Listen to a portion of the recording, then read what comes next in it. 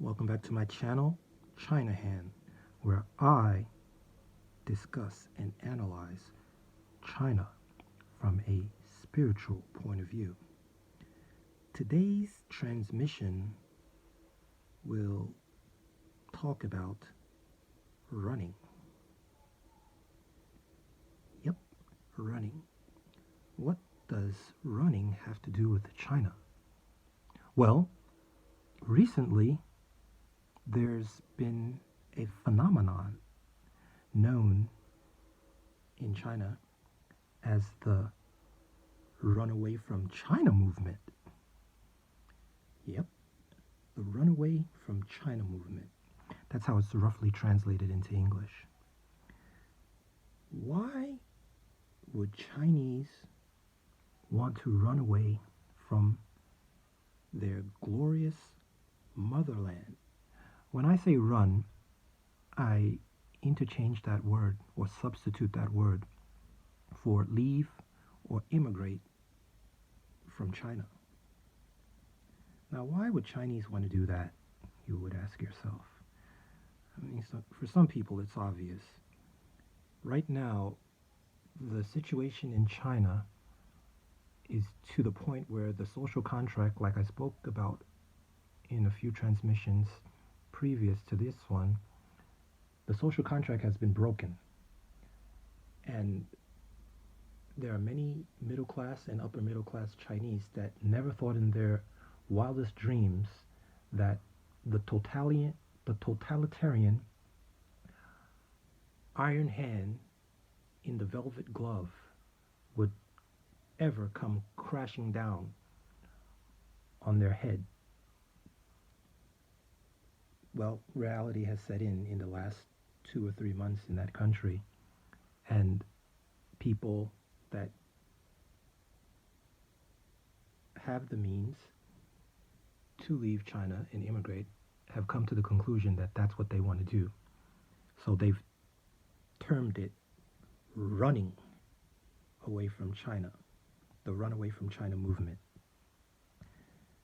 Now, I think it's interesting because you have so much Chinese people in various corners of the globe.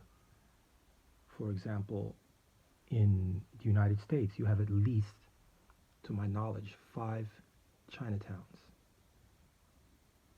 Probably more. But you have major ones in California and in New York. And you have major Chinatowns in Canada. But now, in the last 10 or 15 years, there are several Chinatowns that are springing up even in Africa. To my knowledge, the last time I checked, there is more than 1 million Chinese in Africa. Now, what are they doing there? There is at least one known Chinese military base in the Horn of Africa, in the country of Djibouti. Djibouti, that's spelled with a D. What are they doing in Africa? Maybe they're handing out candy to the locals? Maybe they're on some humanitarian mission? Maybe. Then I woke up and saved the princess and happily lived ever after. They're not over there handing out candy and on some humanitarian mission to help those starving Africans. They're exploiting them. They're doing business. They're extracting mineral and agricultural wealth. They're putting their stupid, corrupt dictators into generations and generations of debt with their debt traps. That's what they're doing there. And why, instead of running away from China, won't those people that have the material means and experience educational wise, why won't they stay there and fix the problems that they have in their country instead of immigrating to other countries and basically spreading directly and indirectly this CCP with Chinese characteristics, ideology, and propaganda around the world?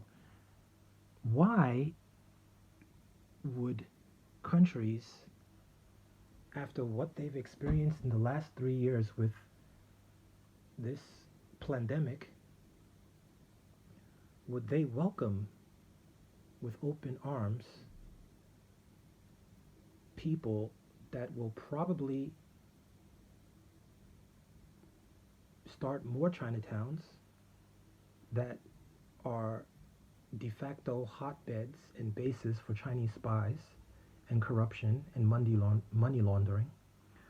Why would people welcome these kinds of individuals into their country, especially now, where the majority of them, most of the time, don't contribute to the local communities that they open businesses in? Why? Why? I'd just like to leave you with that kind of question. I think that the world's honeymoon with the CCP, the global citizenry, the honeymoon with them and the CCP is over. And I think that it is going to become more difficult and more difficult for the educated and the financially able to leave, because they know, their government knows that if they leave, then there's going to be an excess of a brain drain. The most educated with the most amount of material wealth, if they left, would leave probably about 800 to 900 farmers, and there would be no contribution to the development of a modern society in China if these people were allowed to leave. So I've been seeing recently in the news that they've been clipping Chinese passports and even Chinese citizens that hold foreign green cards at the immigration in the airports in China.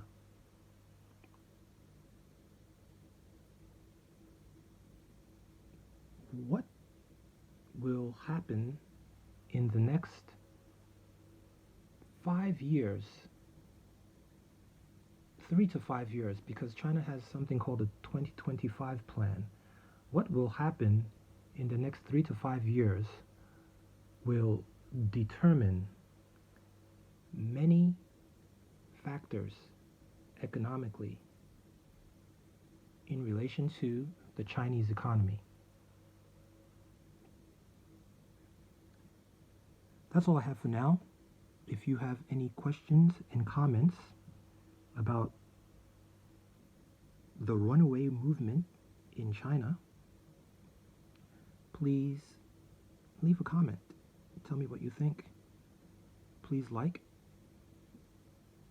subscribe to this channel, and share this information if you deem it useful and informative. Have a nice day. God bless. Be well. And until next time, this is the China Hand.